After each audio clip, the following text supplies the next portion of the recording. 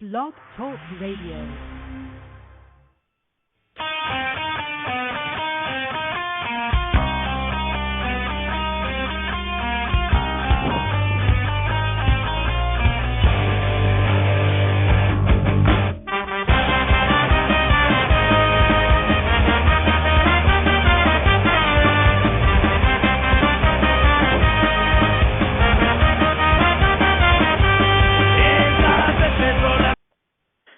It's Latino Rebels Radio, Julio Ricardo Varela, as we come in with La Plebe and Venas Abiertas. And with us, Latino Rebels Radio, you can find us at Latino Rebels on Twitter, Latino Rebels on Facebook.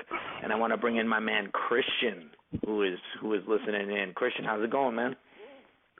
Julio, how you doing? I'm doing great, man. Thank you for having me on the show again. All right, we got the launch going, man. So, you are like the producer. Like, I asked you to get this thing going, right? And right. We're doing this, right? We decided to do it. And I said, I was busy.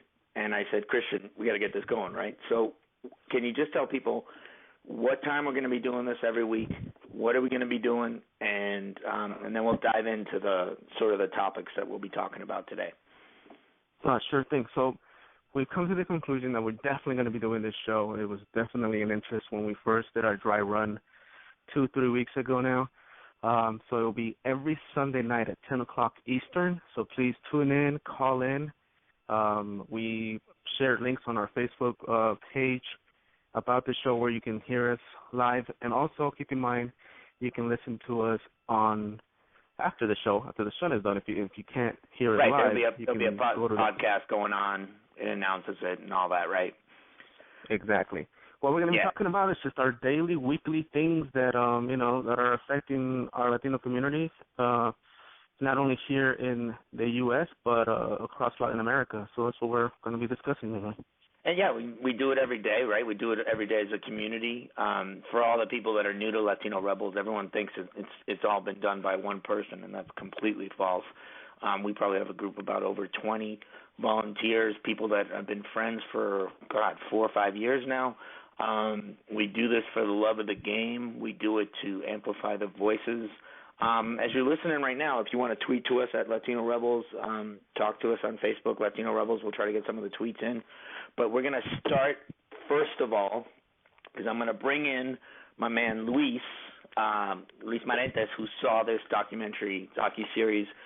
It just ended on Al Jazeera America, the first episode of Borderland.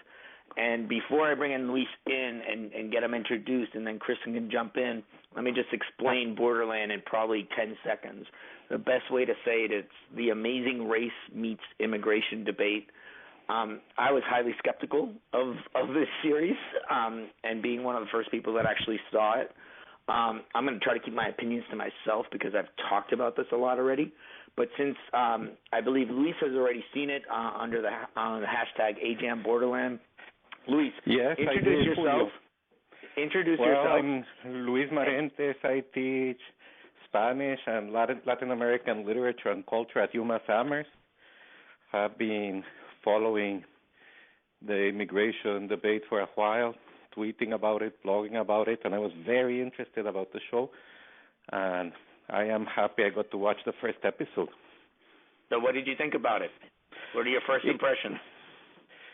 It was very interesting. I am very happy by it. It's like you say, I do not know if I would call it Amazing Race, meets something else, but it is the way it was produced as a mixture of reality TV, but dealing with very important and complicated issues. I'm interested in seeing the characters, how they're going to develop, how their opinions are going to change. And it is showing that the immigration debate is very complex. Liked that it was dealing with the Central American wars in the 80s. Yeah, no, I think it was one of the things. About. Yeah. Christian, did you catch it?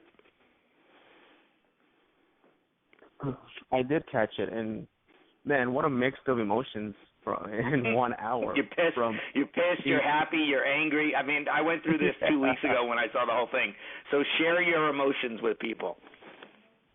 Oh, just the at the beginning. I mean, as you first start watching it, you're just angry because of the ignorance and the big show of privilege, if you will, on the issue, and just the sheer ignorance of what's really going on out there on the border, and how naive some people can be and think they can plug this issue with one finger, and it's not like that. It's like Luis was saying, it's a very complex issue. But as you start getting into it, I won't give it away. If you haven't watched it, watch it. But you can talk about the first episode. I would see if we get into some specifics before we move on, since both of you have seen it. But let me just try to paint the picture. It basically is 6 people, 3 people that are, I would say, pro-immigration, right? And so sort of more like immigration reform, as 6 people as opposed, and 3 of them are pro, and then 3 are pretty much anti, right? So, I mean, I know that paints a pretty broad picture, but they kind of get into a van and they go down to the border in Arizona, and they come into a morgue and they start, and they see a sheriff, they see a rancher, they see people that help migrants, and then at the end of the episode, they are they're told that they have to retrace a step of a migrant that had perished in the desert. So that's basically the overall. So Luis, Christian, jump in. Tell me what you liked about it, and tell me what you didn't like. So let me start with Luis first. Give me your 2 main takeaways, and then we'll go to Christian. Well, again, I think I like that it's starting to build on the complexities of the issue. On the one hand, it would be very easy, like that fashion woman who relates the migrants to 9/11 or the drug trade. But it is very interesting to see the role of coyotes in the drug trade. I wish they go farther back into the Central America conflict. We've been seeing the issues with the Maras now. When that gentleman was talking about, let's pull all our troops out of the world and bring them to the border, my first thought was, please, and don't sell the weapons either. So there are so many forces mixed with these immigration issues at the global level that I really like that. Like Christian, I didn't like some of the characters, especially that fashion woman, but let's see how they change. Let's see what they learn. Christian, what did you like about it best, and what did you really not like about it at all? One of the things I didn't like about it, and I don't know, this is the first episode, so I don't know what's going to come up in the next episodes, but one of the things that, that was missing, in my opinion, why not have somebody from a border state, not so much Nevada, but like Arizona, Phoenix, Arizona, for example. I mean, this is where, the main, one of the main entrances of an issue that we have for immigrants. I think the point they were trying to make is that they didn't want people that were kind of farther removed from it, right? So that might be, but that's a good point. I mean, what else did you like or not like about it?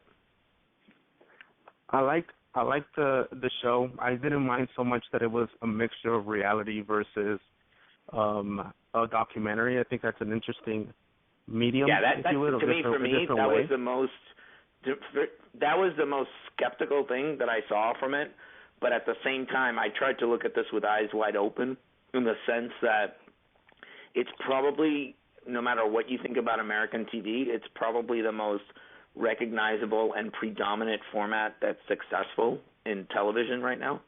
And the fact that they tried to create this sort of like Amazing Race reality series with an immigration debate, and it kind of like jarred me, because and it was kind of weird to watch something that was really serious that had that type of like, reality to it. But yeah. But let's wrap this up. I mean, if you could, what else? I mean, is there anything else? I mean, the Central America thing was I think it was the first time ever I saw or heard anyone make mention of the fact that a lot of what has happened is a result of like U.S.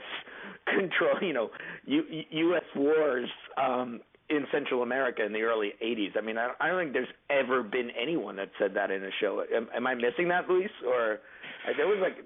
Well, we those of us who have been following are aware of it. But yes, at the level of the main networks, I don't think I have seen this.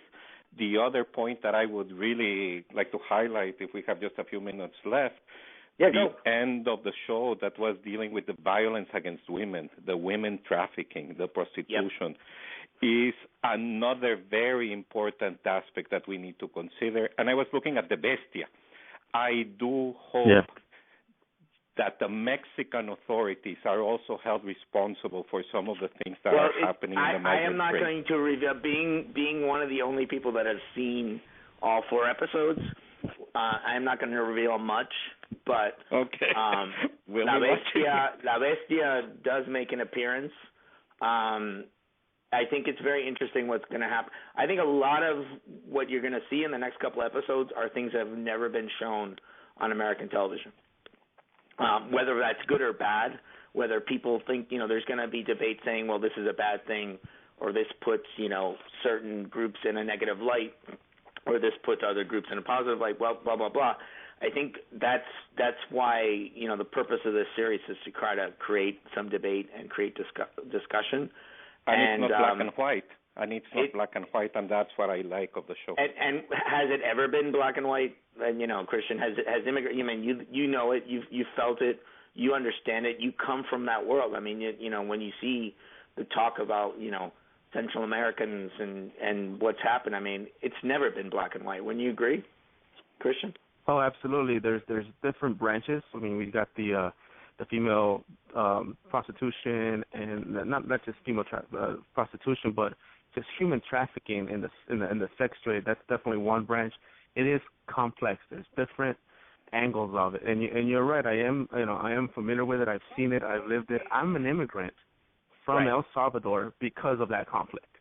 Exactly. So it was very interesting. Say just a little bit more about that. I think people when they see or when they just associate what migrants go through, that it's just the people literally think that it's just a bunch of northern Mexicans that are oh, we're just going to go into Arizona. I mean, it literally truly is a journey that I don't think anyone really puts into their mind, the amount of miles and what people have to go through to literally go up north.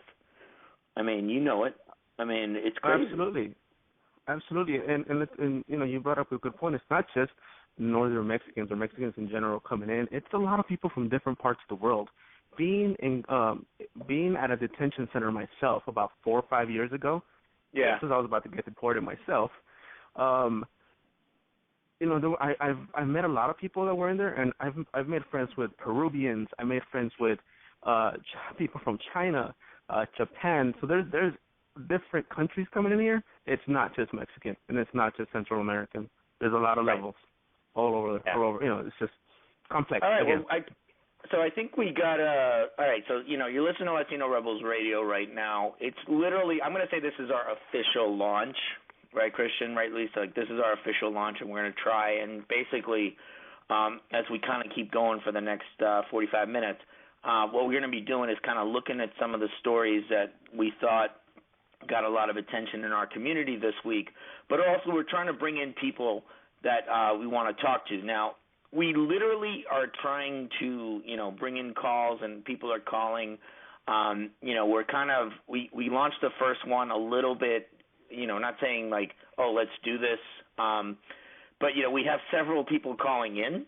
And I don't know which number is calling in, Christian, so I'm going to give you 2, area codes, and you can tell me which one for the White House hunger strike is the one that we want to know. I don't know if you took it down or not, but if not, we'll figure it out.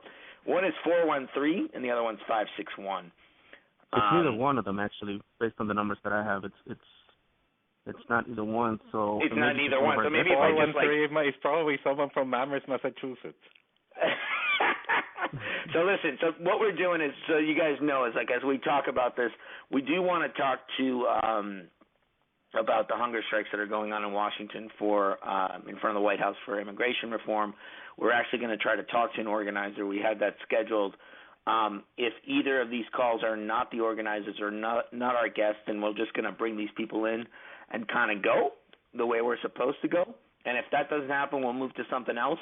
But like we said, this is live. You can tweet us at Latino Rebels. You can tweet. You can also post us on Facebook, Latino Rebels. If we'll be checking the Twitter feed in the next 45 minutes. But I'm going to play caller, controller, host here, and I'm going to go with the first number. And we got another number, 773. That is our that's Tanya from our Not One More campaign. All right, so you wanna introduce her? I'm going to put her on, and then why don't you take this part of the segment, Christian, and at least we'll bring her on. So let me see if I'm going to click on 773 and go from there. I think we got this. Hello, you're on Latino Rebels Radio. Is this Tanya? Hi, yes, this is Tanya. Hey, how are you? This is Julio Ricardo Varela. You're on Latino Rebels Radio with Christian and Luis Marentes, and people are listening in. We're just about to jump into the story with you. Why don't you introduce yourself and tell us who you are and what you represent and why you're here with us? Sure.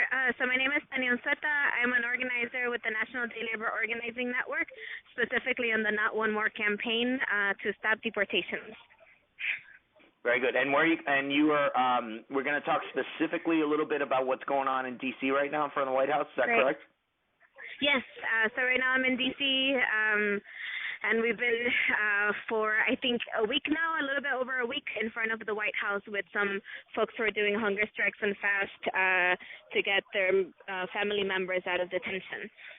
Can you tell us a little bit more? I mean, tell us a little bit more of what's been going on, the details, anything you want to tell people. This is going to be a podcast. We're going to tweet it out later. There are actual people listening to us besides us three, so this is an opportunity for you guys to to just share what's going on. What are the latest updates? What have you been hearing? Just go ahead, tell your story to people. For sure. So thank you. So yeah, I mean, over the last couple of years, we've been fighting against deportations on all sorts of levels. And the way Endelan, my organization, sees our campaign is that we're trying to stop deportations by targeting from the president at the federal level, asking him to take administrative action now, to the states trying to pass things like the Trust Act, ending the collaboration between police and immigration authorities, and then case by case. Like, we have been working nationally to develop organizers who can stop deportations even case by case. And so that's been what the Not One More campaign has been, pushing the administration, the state government, local counties, and then working with people on one basis to stop their deportation. And you guys have been doing this for a while. You've been doing this for a while, right? Over a year.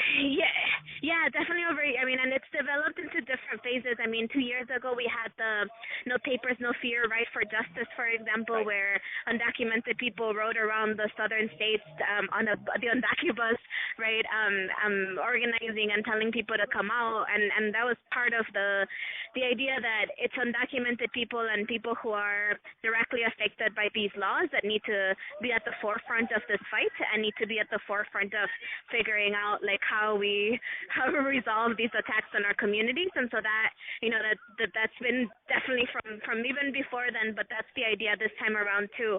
And so what we have right now in front of the White House is a group of families who the idea started out in Arizona, where the number of deportations has really hit people in their communities, and so they've been organizing to get their people out of detention. And so they started a hunger strike in front of the Phoenix ICE office. Right. And the idea around the hunger strike was that they're doing hunger strike outside, pressuring ICE and the government to take action, and then inside, their family members were also doing a hunger strike inside the detention center. And two of those people who were doing a hunger strike inside and whose families were advocating outside actually got deported. And we think it's about retaliation, because we know this is what they were told. The ICE retaliated against these families and deported the people who were inside.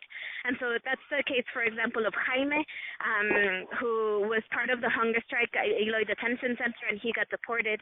And then weeks later, we continued to organize, and he actually came back to the United States to ask for humanitarian parole, and he's in detention. And so his dad, who'd been on hunger strike in Phoenix for several weeks, has now come to Washington, D.C.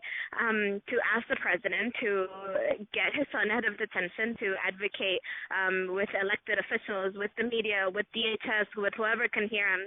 So it's him. It's the family of Ardani, another Phoenix-based person who got deported and also came back. It's Cynthia, who's a young woman whose mom is in deportation proceedings in detention. And actually, over the next couple of weeks, we're going to have different delegations come. So tomorrow we have some folks from Texas who've been involved in the hunger strike in the detention center in Texas. We have people from Massachusetts, from Connecticut, from Philadelphia, from New York. So how many people are there right now in front of the White House?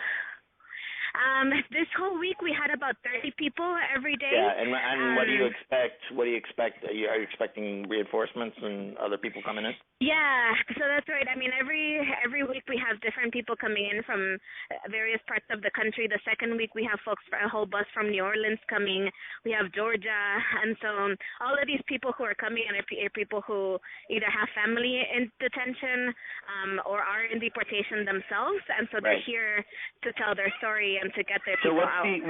I mean, we have a couple of minutes left, but what's the end goal, and where do you see this going? I know the history of Not One More has gone up and down, and even 6-7 months ago, everyone was kind of questioning the strategy, and now you have President Obama talking about humane deportations, and I think I just read the Washington Post today saying that there's a strategy being pushed forward. How do you balance what's going on in Washington with the real stories of these families? You know what I mean? Yeah. No, definitely. I mean, it's been so crazy to see people taking up our messaging who months ago were saying that it was a ridiculous ask to make. But and so it's a good thing, right? It's a good thing that people are moving this way. But now before it was a question of whether the president could, then it was a question of whether the president should take action. And I think now it's neither of those. Now it's what kind of action is he going to take? And so we're here I think to do two things.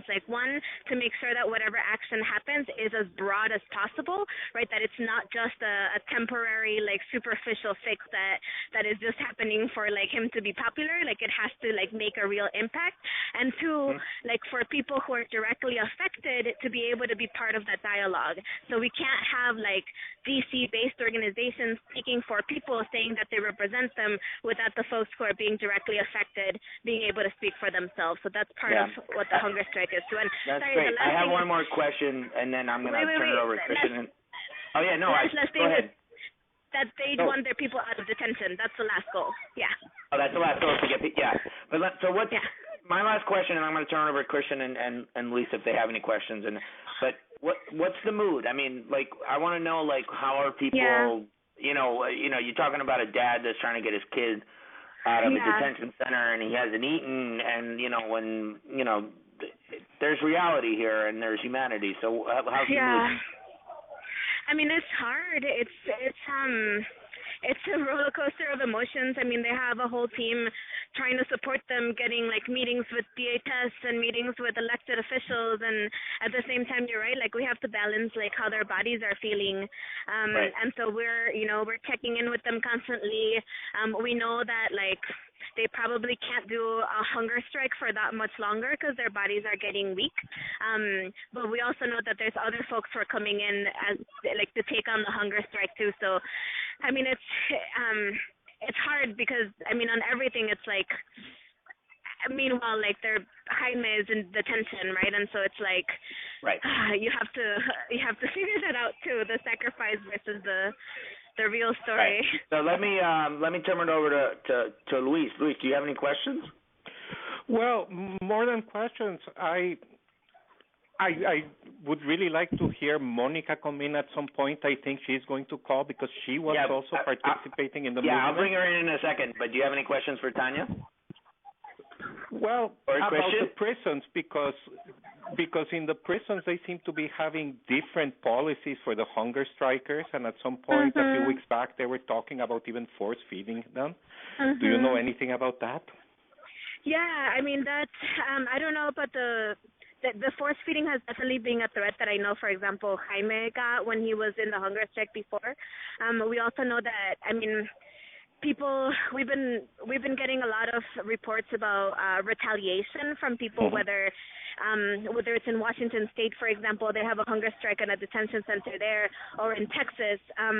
Actually, there's two people who are coming from Texas, a young 13-year-old girl and the wife of Manuel, who's a hunger striker who got deported in Texas. So I think the retaliation it has consisted of putting people in isolation, threatening people with force feeding, and then deportation, which actually has happened. Like, people keep getting deported who are organizing inside detention. So I think we do have Monica here. Monica Ramirez, you there? Hi, yeah, good evening. Hi, how are you? We're actually talking Not One More. And I didn't know if you had any questions or you're listening to the conversation, but if there was anything else that you wanted to add or ask Tanya, like what any questions you have about it?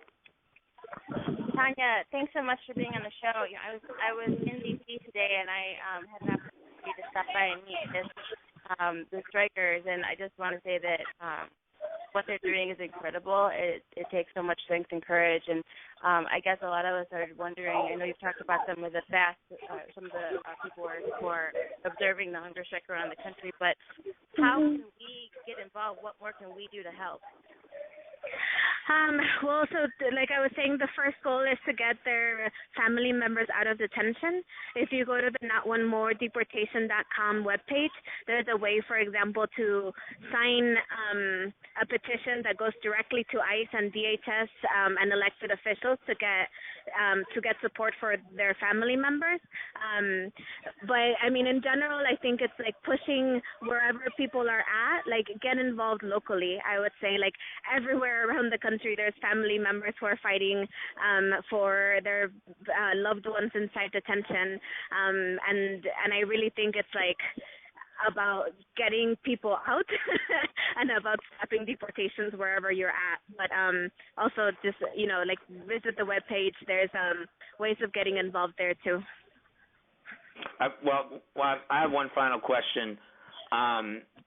So I know one of the things that what I cover a lot is that when people are talking about immigration reform on the floor of Congress, you know, there's a lot of talk about, you know, pushing the GOP Congress and blah, blah, blah. But all this issue of the real stories that are happening and bringing the real stories to D.C., has anyone besides, I would say, allies of immigration reform, has anyone else shown up that you wouldn't expect showing up, or has it just been the same allies? So far it's been our allies, I think. But honestly, like even within the allies themselves, I think that's been a success because, like I was saying earlier, like even within the immigrant rights movement, you know, a couple of weeks ago, the president said that he still believed that he needed like 90 more days to try to pass immigration reform before he acts. Right. And what we've been saying is like, and so we have allies who are basically on the president's timeline, and so part of us like coming to DC too is to make sure that people know that we actually need relief now, not 90 days from now. But you know, like it's mostly been allies so far, but I think we'll be having more presence over the next couple of weeks too. Great. So, first of all, as you leave, just let us know. Besides the NotOneMoreDeportations.com, what's the Twitter handles? Like, what can people like follow? Hashtags. I would assume that it's hashtag Not One More with the number one. But what other ways can people use to follow what's going on? So definitely check out the NotOneMoreDeportation.com website. Follow Endalon on Twitter, which is NDLON, and also Dream Action, DRM Action Coalition. That's the group that's also been supporting the hunger strikers from Arizona. But so yeah, we try to put all sorts of updates on there and make sure that there's actions to take for folks. Well, we really appreciate you taking the time, and this is, this was from DC. This is on the ground. This is a good start for Latino Rebels Radio. Good luck with everything, and you guys know where to find us if you, with any updates. Thank you so much. Thank you. All right. All right, guys. So that was the Not One More Deportations. Christian, Luis, what'd you think? I think it's awesome. I like to just tell them a lot to keep their head up, sigan el ánimo, because we are right here behind you, backing you up 100%. And if there's anything that we can do to help in any way, we will be there to help out. Yeah, and Monica, Monica, Luis, any thoughts? Nothing's coming to your head? Monica? Yeah, I have to say that earlier this week I was one of the fasters who participated in the Women's Fast for Families, and then right. following that fast, the hunger strike started, and just the courage of the families and so much sacrifice, both in showing up in D.C. and demanding that something happen. It's pretty incredible. And today when I was in D.C., I spent some time with the families, and the baby. There were 2 small children that were there, and it's heartbreaking. And I just think that most people don't realize that there are 5 million children in the United States right now that have an undocumented parent, and they're in fear. They're living in fear, and it's sad and it's distressing, and we need our political leaders to do something right now. And so I think that this campaign is extremely important, and I hope that people will do what Tanya's asked and get involved locally. So, Monica, since you went, exactly for people that are familiar with D.C. or if they want to check it out, like where exactly are the strikers right now? So they're right in front of the White House. They're in Lafayette Park. Lafayette Park, right? Which is that's where the iconic, for people that don't know, it's like that's the iconic front of the White House. I mean, the back. It looks, with the columns, and it's Lafayette Park. It's kind of where people kind of do a lot of these type of actions, correct? That's right. Yeah, and actually, because there are restrictions on putting up signs and things in that area, their signs aren't. You need to look for them because they aren't able to put their signs up. But today when I went to see them, they were sort of at the front of the park, a little ways away from the White House, where most of the people were congregating to sort of take their picture, in front of the White House. So look for them because they do have a group out there, and I know that they're going to be having more people throughout the week. And take water and Gatorade, and if you have toys for kids, take them along too, because there's some kids there. Monica, you have a voice for radio. You have a voice for radio. I just want to say before we move on to the next topic, like you are made for radio. You are made for radio. Does that mean I'm going to be invited to be on the show again? Every time, every Sunday. You're always invited. You're always invited. Right. People don't understand. Any Latino rebel who's part of that group just needs to call 347-308-8633. I don't even know. Like, I'm looking at the host Speaking of callers, thing. Julio. We have 4 callers. We have 4 callers, but 413 area code has been really, really nice and holding on for a while. Let's get them in. All right, we'll do that. I'm going to keep the rest of you guys on right now. So this is from 413. Welcome to Latino Rebels Radio. Who's on? Hi, Isolda Ortega. How are you? Hi, Isolda. I was told that you're a friend of Luis, no? Yes, one of my many honors. We've known each other for many years. So thanks for calling in. Did you just want to share a question? You're listening, or is our first show? Amazing. First of all, I didn't expect to follow the previous speakers. I mean, total respect and props to the movement. I guess what the show catalyzes, listening to the guests and then watching the show, is just the many fronts that are occurring, that have to occur in this movement, with the Not One More and the Dreamers, the direct action, and really it's almost, everybody's too humble, because quite frankly, to hear and see what they're doing, the Dreamers and the Not One More, it's just amazing, confronting the brutal anti-immigration system that we've had for so many years. And then watching the show sort of takes you through the arc of the movement, so... Yeah, you're talking about Borderland?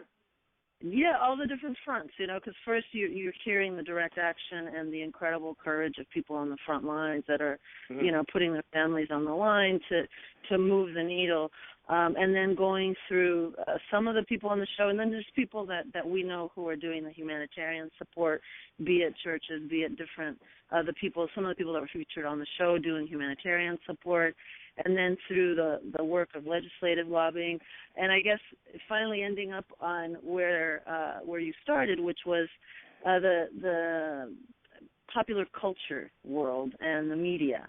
And I have to say, what a sophisticated use of popular culture. I'm an old fogey that hates reality TV, and the minute I saw, the minute I saw that and the CSI reality TV sort of moment, I have to say, quite honestly, I recoil. But the reality is that's exactly what's going to attract people to watch the show. I thought that was incredibly well done. The whole, everyday people, quote unquote, the types against each other, really very interesting. And then I wondered if you thought that there was a strategic choice of the immigrants that are followed being women and children. It's very interesting. I just noticed that the absence. Yeah, no, I think that's a good point. We were talking about it. Luis brought up the fact about the sexual assault and violence against women, and I think those are one of the when everyone talks about quote unquote criminals, right? I mean, because that's what the mainstream media wants to paint immigration to be. You don't see these stories. You don't see the stories of the 13-year-old that dies in the desert. You don't know about the stories of the women that had to escape bad situations, and you don't hear these stories. You don't see them opening the news. You don't see them opening even on Spanish language television. I think we've gotten into a very simplified immigration. It's either this or that. It's either send home the criminals or give everyone citizenship. And by criminals, I always say between quotes because that's the way I am.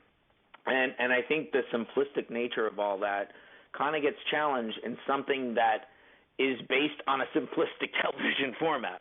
So, Luis, Christian, jump in. I mean, I don't want to be the only one talking here. So, what do you guys think when we talk when Isolda here? No, that's a very interesting point that Isolda is pointing out, and I hadn't noticed it as she is marking it right now, and I do not know if they are going to be following other individuals as the show continues. I know. But you're not going to tell us. I mean, honestly, the what? You're holding out on us. I am. I'm holding out. I'm trying to get it through. But anyway, for the people that are new listening to this, we're actually kind of doing a post-show discussion about Borderland on Latino Rebels Radio. You can tweet us at Latino Rebels. You can put it, just search Latino Rebels on Facebook.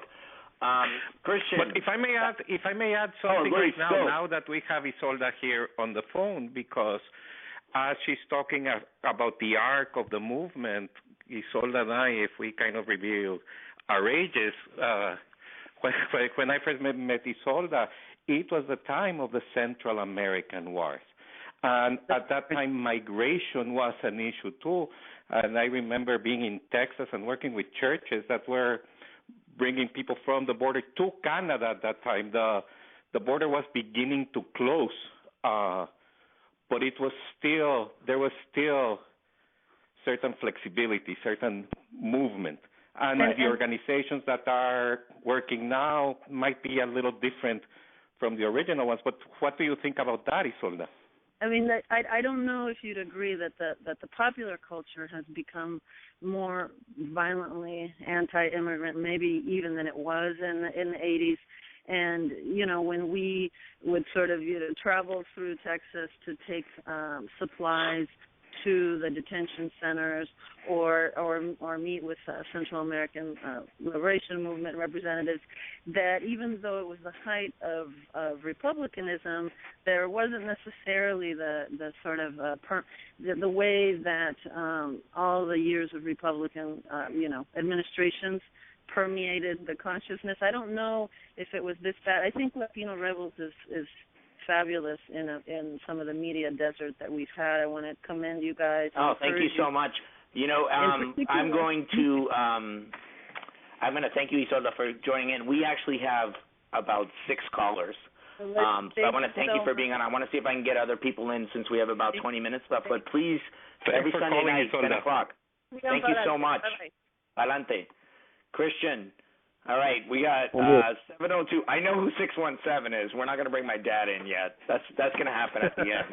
But we have 702. We have 661, and then we have 1111. I'm wondering if one of these is Nick or what do you think? Should we just go with the person that's held the longest? Which one?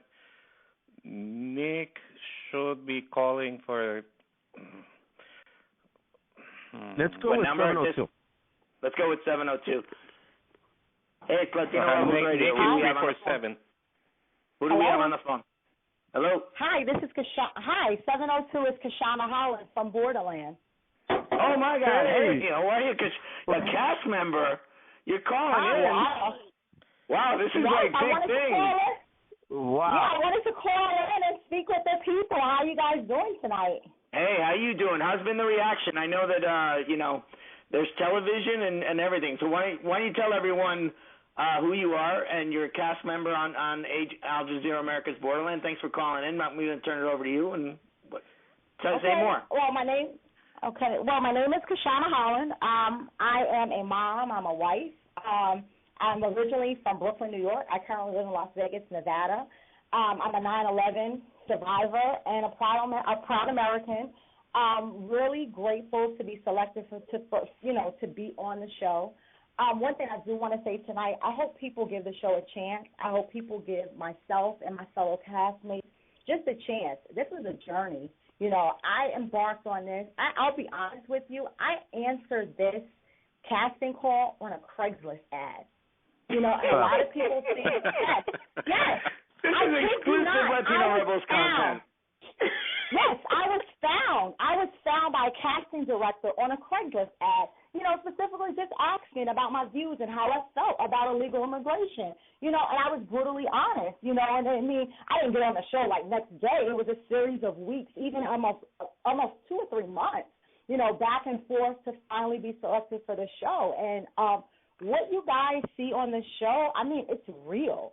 I had no idea I would be. So you know what's so funny? Can I ask you something? Because we had a BuzzFeed reporter tweet us about a half hour ago saying that part of it was scripted, and I find that hard to believe. But since you're the person that was actually there, can you speak to that?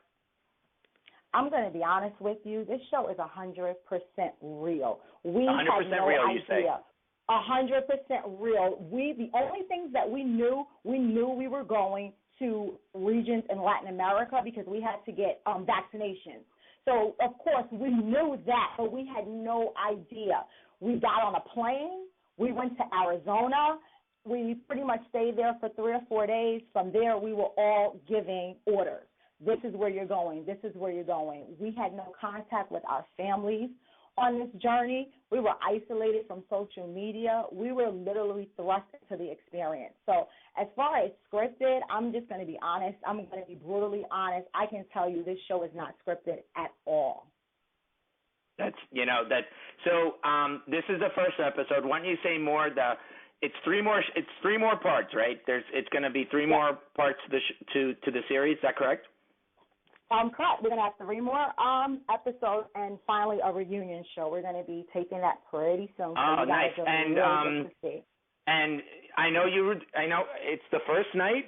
And what have you been hearing? What's the reaction that you've been getting? First of all, we're really thrilled that you're with us, that you reached out to us, and we're very excited. But how's been the reaction? It's only been 44 minutes since it aired. How you feeling? Well, nervous. I'll be honest. This entire week I was really nervous because, we live in a social media world. So, right. 8am, they have done, I'm sure you guys attended screenings or you possibly even saw the links. I think you guys hosted a screening, as a matter of fact. Someone hosted. one of our LA Latino. Yeah, LA Latino. Yeah. One of our contributors, Juan Escalante, wrote a piece. Yeah. So, So you guys got a chance, to see, but we had no idea. This was my first night. You guys screened it. This was my first time seeing. So I watched it live. Oh, this was your first time seeing it? Wow. You hadn't seen this before? Wait, we're just breaking. We are breaking news. We're breaking news on the radio right now. Yeah, I never saw it, but I know, via my social media comments, Facebook. I mean, I don't know, but they went in on me like that. I was like the scum of the earth because of the statement. There was a blanket statement. Oh, I'm serious. I received death threats and everything. Oh, really? That's crazy. Oh, yeah, I received death threats via Facebook and Twitter, yeah. And, the thing of it is, as far as my issue on illegal immigration, I just want people to watch this journey. I want people to know how this experience, not only did it change my views, it changed my heart. And I think sometimes it takes you to step out of your comfort zone, because I'll be first one to say, maybe I am a spoiled American, because when I actually got a chance to go to Chiapas and I got to go to Nogales and I rode that beast with with individuals from El Salvador and Guatemala, and I heard their stories. And I lived in the same house that Claudette lived in with her family. Like, I'm not gonna give too much of the show away, but you're gonna see like a transformation. So that's why I called in, because I don't want people to rush to judgment. I don't want people to. I'm with you on that one. Luis, I will say one thing. I've been lucky to see the series, so I'm gonna be someone that I'm just going to nod my head when you say that. But I also think that part of what makes for good TV, right? You got to bring them in, right? You got to bring them in. So whether it's fair or not fair today, it just happened. And in fairness, and in your episode at the end, you started seeing, there was moments where you were starting to see like, oh, wait a minute, you saw that today, right, at the end when you were going to Mexico? Oh yeah, we were in Mexico. That last final shot that you guys probably saw me, I was in tears. We were actually in Mexico, and I was actually begging and pleading with someone to not, even take the journey and to just rethink. I'm going to be back in Chiapas, Mexico, actually this summer, because I'm trying to go to school there. So I have so much information about some stuff there, because I have a foundation, and I met some really amazing people in Tapachula and Chiapas. So that's like one of my goals this summer is, to get off my butt, stop talking about it and being about it and making a difference. That's great. And your Twitter handle. What, Luis, you want to say something? No. This is very interesting, and I am very happy that you called Kishana. I do not know if you were hearing from the beginning. I was referring to you as the fashion person, that I didn't like some of your linkages at the beginning with 9/11 and other problems. But it's very interesting for me to hear how this show has been a transformative experience for you. I look forward. Don't give us all the show, because we really need to look at it. We just want to tweet out. We just want to shout out your Twitter handle, and I want to make sure we get it right. It's Trey Chic Style. Is that correct? Correct. Yes, that's my boss name. Yes, Trey Chic Style. You can tweet. And you're Brooklyn. And you're Brooklyn. Like, there's a lot of rebels that are from the city. So we take care of Brooklyn. I grew up in the Bronx, Puerto Rico. So so it's all good. But we want to really thank you for calling in. And just taking the time to share some really sort of insight. And sharing sort of some of the truth from a cast member of Al Jazeera America's Borderland. Thank you so much. Maybe Kishana, we'll try to get you maybe later this month at the end, and maybe we can do a little wrap up. Sounds good. Monica has a question before we let her go. Oh wait, Monica has a question before we let you go. Okay. Kishana, hi. Thanks for joining us. So, I don't know if you were listening earlier in the show, but there are families that are on a hunger strike right now in Washington, D.C. What's your message to them? My message is that families do not deserve to be torn apart. I believe in families. And as far as the hunger strike and what they actually believe, like I said, I don't want to get into the politics of it, Like, I'm looking at this issue just as a human being, just as a mom. Right. having children. So, I don't really have, like I said, I don't want to get into the politics of it because I'm trying to look at it from, a broader angle at this point. So I pray for individuals on their strikes daily just to be reunited with their families because, like I said, on the journey, seeing families, I don't know if you guys, really zeroed in on the story of Omar, from Guatemala, reuniting. Yep. Yeah, people want to reunite with their families, and reuniting with your family in a Pima County medical examiner's office is just not the way it should be done. Yeah, well, we really appreciate you taking the time. We're going to reach out to you at the end of this month, and because it's good that we talk about how this series ends, and we really appreciate you calling in. Oh, have a great one. Thanks, guys, for having me. Take care. God bless. Bye bye. Okay. All right. Bye. Wow. I mean, we have another 10 minutes, guys, but what? How do you follow that? How do you follow that? Exactly. How do you follow awesome. that? We actually got a cast member of Al Jazeera America's Borderland calling in, unsolicited. Really cool of her. There was no strings pulled. That was all from us tweeting stuff out. Can I say that? Yeah. Just so we're clear, also, this show is not scripted, also, okay? This exactly. Is hardcore, raw, real. I mean, I have another 4 stories here that we never covered, but, that's what live radio is all about. Now, I'm kind of scared because we do have Rodrigo and my father, and Whoa. I don't know if I really want to bring them in yet, but I probably have to. But we also have this 111111111 number. That mystery number. I've been waiting for 22 minutes. Yeah, let's get them in. All right. Hi, you're on Latino Rebels Radio. Hey, Rebels. Hello. Who's this? Hello. Can you hear me? Yeah, who's this? Hey, can you hear me? Hey, how you doing? This is Tony. This is Tony from Jersey. Tony from Jersey. How are you? Tony from Jersey. I'm pretty good, I don't know why my number came up 111. I guess because I'm the number 1 fan of the show. What's up, man? What do you got for us tonight? I watched this. I've been watching a lot of hype on the show, as far as the promos and everything. And, I was really interested to see, what the show was going to be about, just the perspective.